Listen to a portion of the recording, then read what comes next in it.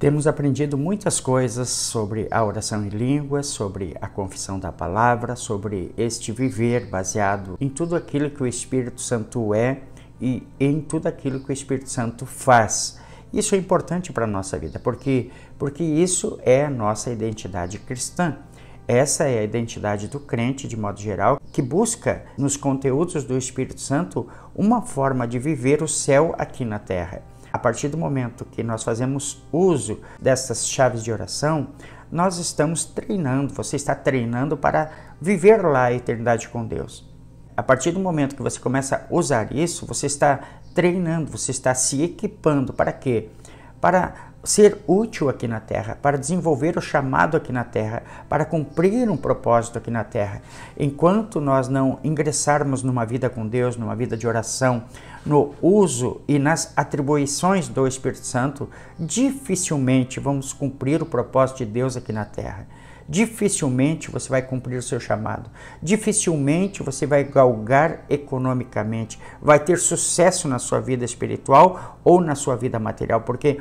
Porque não está cumprindo o propósito. Quando nós começamos a trilhar estas áreas dos dons espirituais, quando nós começamos a nos fortalecer no Espírito Santo, começamos a crescer, começa a acontecer algo novo na nossa vida.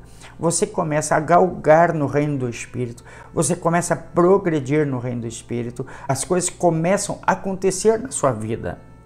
A oração em línguas tem uma função de potencializar o nosso espírito, de nos levar a entrar numa dimensão nova em Deus. E por isso ela traz as revelações do Pai para a nossa vida. Então, o meu incentivo para você é que você ore muito em línguas. Se você ainda não é batizado no Espírito Santo, nós precisamos ministrar sobre você o dom do Espírito Santo para que você ore em línguas. A oração em línguas é um dom que foi colocado à disposição de todos nós para a construção de nós mesmos, prevendo a nossa debilidade, Deus prevendo a nossa insuficiência. Ele disse: ficai em Jerusalém até que do alto sejais revestidos de poder. Houve uma promessa de Jesus para que nós ficássemos em determinado lugar, que nós tivéssemos um posicionamento, para que cada um de nós pudesse receber esse poder que viesse do alto para nos tornar crentes. Você lembra quando Jesus conversa com Pedro e pergunta para ele: Pedro, tu me amas? E que por 3 vezes, então, Pedro disse que não era capaz de amá-lo, que não tinha aquele amor suficiente para amá-lo. Mas Jesus estava dizendo isso porque um dia Pedro teria a eficiência que não era a própria eficiência. Então Deus também sabe da minha debilidade, Deus sabe da sua debilidade, Deus reconhece as nossas falhas e sabe o quanto nós necessitamos de sermos construídos, de sermos modificados, de sermos melhorados. E por isso, pelo fato de Ele saber que nós temos estes problemas, Ele prometeu o Consolador. Ele disse: não vos deixarei órfãos, mas eu vou enviar para vocês o Consolador. Por isso ele prometeu que os discípulos ficassem em Jerusalém até que do alto eles fossem revestidos de fato com o poder de Deus. Então, Jesus prevendo que nós teríamos estas debilidades, teríamos estes problemas, teríamos problemas existenciais, teríamos problemas com enfermidades, teríamos problemas em escutarmos aquelas coisas que somente fossem de Deus, ou teríamos problemas também de falar coisas que edificassem, que edificam. Jesus, sabendo a necessidade de cada um de nós, ele envia o Consolador, ele enviou o Espírito Santo. A Bíblia diz que estavam todos reunidos no mesmo lugar, quando de repente veio um vento veemente, um som impetuoso que moveu o lugar onde eles estavam. Onde está escrito isso, pastor? Em Atos capítulo 2. E foram vistas, diz a palavra, línguas repartidas como de fogo, e pousou sobre cada um deles, e todos foram cheios do Espírito Santo e passaram a falar em novas línguas. O que eu entendo isso? Cumpriu-se o dia de Pentecoste, cumpriu-se a promessa de Jesus em Atos capítulo 1, versículo 8, quando ele diz assim: mas recebereis poder ao vir sobre vós o Espírito Santo, e sereis minhas testemunhas, tanto em Jerusalém como em toda a Judéia, Samaria e até os confins da terra.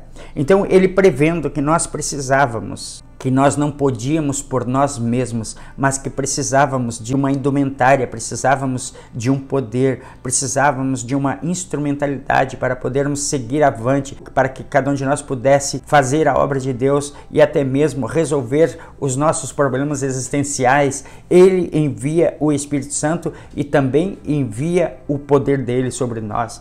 E quando veio esse poder, as pessoas que eram leigas, as pessoas que não sabiam nada, as pessoas que não tinham nenhuma possibilidade, como de fato Pedro era quando ele cura o coxo na Porta Formosa, em Atos capítulo 3, ele disse: eu não tenho ouro e eu não tenho prata. Ou seja, ele estava dizendo: eu não tenho os atributos dessa terra, eu não tenho as coisas que poderiam me ajudar, mas isso que eu tenho, isso eu te dou. Ou seja, Pedro tinha somente aquilo que ele recebeu ali no Pentecostes. Então ele evidenciou naquele momento de cura, naquele momento de milagre. Deus sabe que nós não somos e não temos a menor capacidade, mas quando eu começo a me potencializar orando no Espírito Santo, quando eu começo a receber o poder de Deus sobre a minha vida, quando eu começo a receber este poder, a minha vida, a sua vida é transformado, o seu mundo é recriado. O seu jeito de falar muda, o seu jeito de pensar muda, o seu jeito de ver as coisas muda.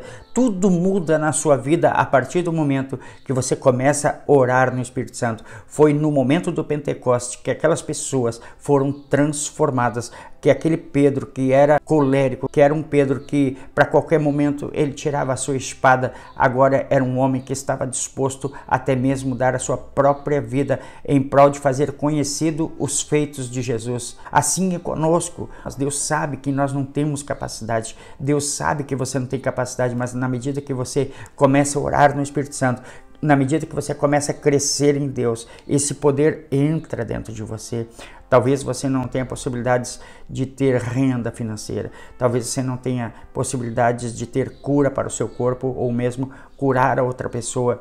Talvez você não tenha possibilidades de ter um dom espiritual ou de escalar um nível na igreja, de ser usado por Deus nos dons espirituais. Mas quando você busca, quando você quer, quando você decide querer, o Espírito Santo vem em você e te potencializa e faz com que você cresça. E ainda tem muito mais, porque nós precisamos também desse poder para estarmos livres das tentações da nossa carne, estarmos livres das setas inflamadas do diabo, para estarmos livres de todo o mal que vem contra as nossas vidas. Nós precisamos do poder do Espírito Santo sobre a nossa vida. E como eu consigo esse poder? Primeiro, eu preciso orar. Eu preciso estar diante de Deus, eu preciso me relacionar com o Espírito Santo, eu preciso dedicar tempo da minha vida para estar aos pés de Jesus, eu preciso decididamente querer Deus na minha vida, eu preciso querer trazer Deus para o contexto da minha realidade, eu preciso querer que Deus venha para o contexto das minhas finanças, eu tenho que preferir que Deus venha para o contexto das minhas emoções, dos meus pensamentos, dos meus planos. Eu preciso decidir querer trazer Deus para o centro de tudo na minha vida. Eu preciso querer trazer Deus, ou mesmo priorizar Deus, colocá-lo em primeiro lugar em todas as coisas na minha vida. Enquanto você não colocar Deus como prioridade na sua vida, a sua vida será de erros contínuos. Vai ter erros, vai ter perdas maiores do que os acertos. Por quê? Porque a pessoa não está sendo dirigida pelo Espírito Santo. Então, a Bíblia fala que se nós somos filhos de Deus, nós somos guiados pelo Espírito de Deus. Se nós não somos guiados pelo Espírito de Deus, é porque o Espírito não está agindo dentro de nós. E eu posso mover essas águas na medida em que eu começo a orar no Espírito Santo. Então, eu quero incentivar você a orar no Espírito Santo. É importante orar em línguas. Talvez você diga: mas eu não vou ser salvo se eu não orar em línguas. Vai ser salvo sim, porém você vai ter melhor êxito se você orar em línguas, se você meditar, ter uma regularidade, trazer Deus para o centro das tuas emoções, para o centro da tua vida econômica, para o centro da sua vida espiritual, colocando-o em prioridade, dando um tempo para Deus de qualidade em oração. Então eu vou orar por você agora no nome de Jesus. Pai, abençoa esse teu filho, abençoa essa tua filha no poder do nome de Jesus, que ela venha experimentar do melhor teu a partir de hoje e que ela comece a orar no Espírito Santo, orar muito em línguas para priorizar o teu reino, para priorizar na sua vida o que há de melhor na tua palavra. Assim eu oro e abençoo esta vida no poder que há no nome de Jesus. Amém.